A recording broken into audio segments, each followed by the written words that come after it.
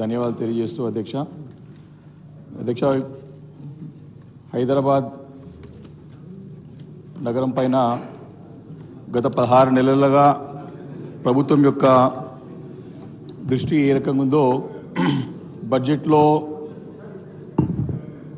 వారు మెన్షన్ చేసినటువంటి నిధులు కేటాయింపులని చూసినట్టయితే నగరాన్ని పూర్తిగా విస్మరిస్తున్నట్టు స్పష్టంగా అర్థమవుతుంది అధ్యక్ష. అయితే విషయంలో పోయే ముందు మా బీఆర్ఎస్ పార్టీ తరఫున కూడా మరి రుణమాఫీ సంపూర్ణంగా చేయనందుకు మా నిరసన కూడా వ్యక్తం చేస్తూ చేయాలని చెప్పి కూడా బీఆర్ఎస్ పార్టీ రైతులతో పోరాటం చేస్తున్నట్టు అని చెప్పి కూడా నీ సభ ద్వారా ప్రభుత్వం దృష్టికి తీసుకొస్తూ అధ్యక్ష గత సంవత్సరము 10,000 కోట్లు హైదరాబాద్ నగరానికి ప్రత్యేకంగా కేటాయిస్తామని చెప్పినప్పుడు నగర ప్రజలతో పాటు ప్రజాప్రతినిధులందరూ కూడా చాలా సంతోషించారు అధ్యక్ష. కానీ వాస్తవాలు ఒక్కసారి చూసినట్టయితే మరి దీనిపైన స్పష్టత ఖచ్చితంగా ఈరోజు మంత్రి గారు మరి బాధ్యతలు చేపట్టేది ముఖ్యమంత్రి అయినా ఈరోజు దీనిపైన రిప్లై అంతా కూడా గౌరవ మంత్రివర్యులు శ్రీధర్ బాబు గారు ఇస్తారు కాబట్టి దీనిపైన స్పష్టత ఇవ్వాల్సినటువంటి బాధ్యత ఉందని చెప్పి తెలియజేస్తూ ఈ కొన్ని అంకెలు చెప్పే ప్రయత్నం చేసిన అధ్యక్ష మనంటూ కూడా సరి చేయొచ్చు. జిహెచ్ఎంసీకి గత బడ్జెట్లో 2,654 కోట్లు కేటాయిస్తే 200 crores అంటే 1,200 కోట్లు విడుదల చేశారు అధ్యక్ష.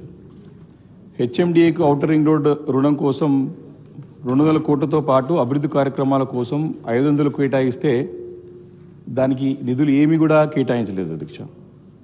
జలమండలికి 3,385 కోట్లు కేటాయిస్తే అందులో కేవలం రుణాల కోసమే 800 కోట్ల రూపాయలు విడుదల చేశారు. కానీ అభివృద్ధి పనులకు జలమండలికి ఆదుకునేందుకు ఏమి కూడా ఉపయోగపడలేదు అధ్యక్ష, రూపాయి కూడా రాలేదు. మెట్రో రైలుకు అధ్యక్ష మరి ముఖ్యమంత్రి గారు ఎంతో ప్రతిష్టాత్మకంగా ఖచ్చితంగా మేము ఎయిర్పోర్ట్ వరకు తీసుకెళ్తామని చెప్పి ఉన్న రూట్ని క్యాన్సిల్ చేసేసి ఉన్న పనులు రాయదుర్గం నుంచి ఎయిర్పోర్ట్కి నడిచేటువంటి మంచి రూట్ని క్యాన్సిల్ చేసేసి సరే ఓల్డ్ సిటీ నుండి తీసుకెళ్తే మేము అందరం కూడా ఆహ్వానించాం, కానీ ఇది క్యాన్సిల్ చేయొద్దని చెప్పి పదే ప్రాధాయపడ్డాం. ఇప్పుడు కూడా నేను కోరుతా ఉన్నాను మళ్ళీ రీఇనిషియేట్ చేయాలి. దానికి సంబంధించినటువంటి కేటాయింపులు ఒకసారి చూసినట్టయితే అధ్యక్ష 1,100 crores కేటాయిస్తే 300 లోపే ఇచ్చారు అధ్యక్ష. అదేవిధంగా మళ్ళీ ఈ హెచ్సిటీ ఐసిటీ పేరు మీద కూడా 2,650 crores కేటాయిస్తే అధ్యక్ష దాంట్లో కేవలం 902 crores మాత్రమే ఇచ్చారు అధ్యక్ష. మూసీ సుందరీకరణకు అని చెప్పేసి కూడా చూసాం అధ్యక్ష. హైదరాబాద్ నగరంలో ఏ రకమైనటువంటి హంగామా ఏ రకమైనటువంటి మరి చూసాం, సోషల్ మీడియా ద్వారా ప్రజల యొక్క రెస్పాన్స్ కూడా చూసాం. దానికి మూసీ సుందరీకరణకు అని చెప్పి 1,500 కోట్లు కేటాయిస్తే అధ్యక్ష మరి ఆ మొత్తం ప్రాజెక్టుకు 80 కోట్లు మాత్రమే విడుదల చేసి మరి దాంట్లో నివసించే 170 మంది నిరుపేదల ఇళ్ళు మాత్రం కూల్చేయడంలో ఉత్సాహం చూపించింది ప్రభుత్వం తప్ప ఆ సుందరీకరణ పనులు మాత్రం ముందు తీసుకెళ్లడానికి శ్రద్ధ వహించలేదు అధ్యక్ష. ఇలా గత ఏడాది కేటాయించిన నిధుల్లో కేవలం 25% నిధులను మాత్రమే విడుదల చేసి మరి నగరంని పూర్తిగా విస్మరించినట్టు స్పష్టంగా ఈ యొక్క గణాంకాల ద్వారా అర్థమవుతుంది అధ్యక్ష గత బడ్జెట్లో.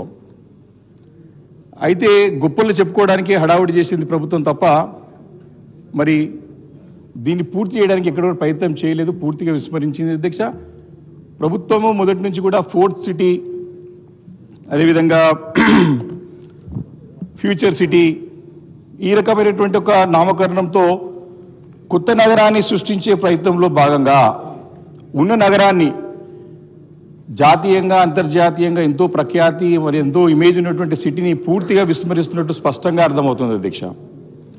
అయితే ఈ యొక్క హైదరాబాద్ నగరం పైన ఒక విజన్ అంటూ ప్రభుత్వానికి ఉండాల్సిన అవసరం బాధ్యత ఉంది.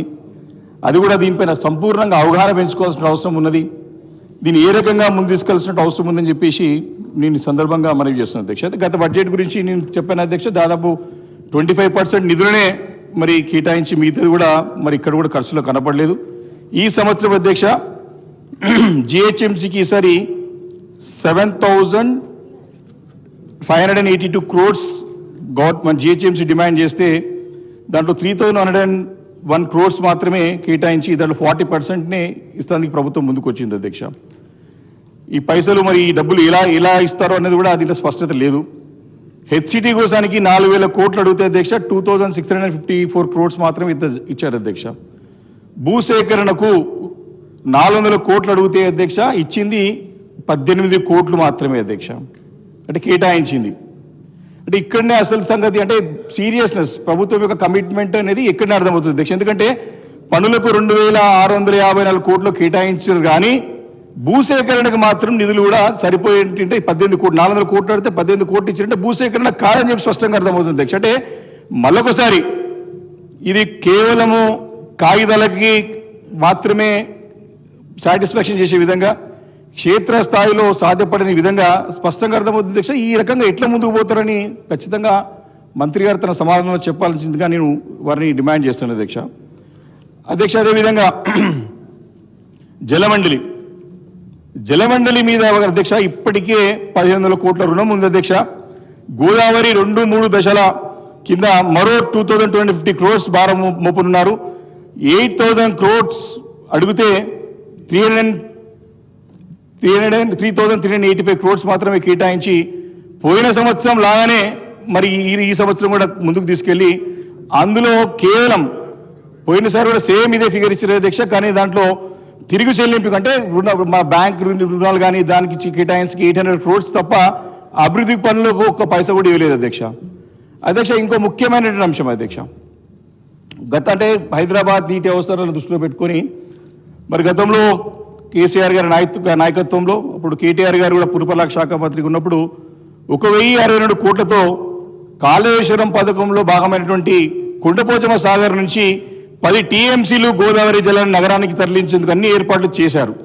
కానీ ఈ ప్రభుత్వము 2-3 దశలంటూ మల్లన సాగర్ నుంచి 20 TMC తరలించేందుకు రూపాయలు 7,536 కోట్లతో టెండర్లు పిలిచింది అధ్యక్ష. అంటే 26 కిలోమీటర్ల దూరం ఉన్న కొండపోచమ్మ నుంచి కాకుండా దూరం ఉన్నటువంటి మల్లన సాగర్ నుంచి నీళ్లు తీసుకురావడానికి ఎవరి గురించి ఈ యొక్క ప్రయోజనం చేస్తున్నారో అర్థం కాని పరిస్థితి అధ్యక్ష. అసలు బోర్డు ఇప్పటికే దానిపైన 8,000 crores పైగా ఆర్థిక లోటు ఉంది అధ్యక్ష. అలా జలమండలిపై 1,000 కోట్లతో అయిపోయేదాన్ని అదనంగా 6,000 కోట్లు అంటే 7,000 కోట్లతో పెంచి మళ్ళీ బోర్డు పైన భారం మోపడానికి ప్రభుత్వం ప్రయత్నం చేస్తుంది స్పష్టంగా అర్థమవుతుంది అధ్యక్ష. అదేవిధంగా గతంలో కేసీఆర్ గారి నాయకత్వంలో 10 ఏళ్ల పాటు అధ్యక్ష గతంలో కూడా పూర్వం కూడా చూసాం, హైదరాబాద్ నగరంలో చూసాం, ఎప్పుడు చూసినా జలమండలి ముందు ఖాళీ కుండలతో ఖాళీ బిందులతో ధర్నాలు అధ్యక్ష.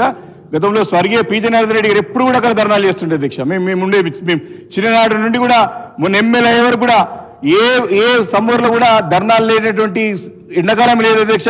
అలాంటిది కేసీఆర్ గారు ప్రాతినిధ్యం నాయకత్వం తీసుకున్న తర్వాత మరి ఎప్పుడు కూడా నీటి సమస్య లేకుండా చక్కగా మంచి అంటే సంతృప్తికరంగా హైదరాబాద్ నగరం అంతా కూడా నీటి సరఫరా చేసినట్టు ఘనత వారికి ఉంది అధ్యక్ష. కానీ మరి గత ఏడాది వర్షాలున్నా మా నగరంలో నీటి అయితే ఎందుకు వస్తుంది అధ్యక్ష?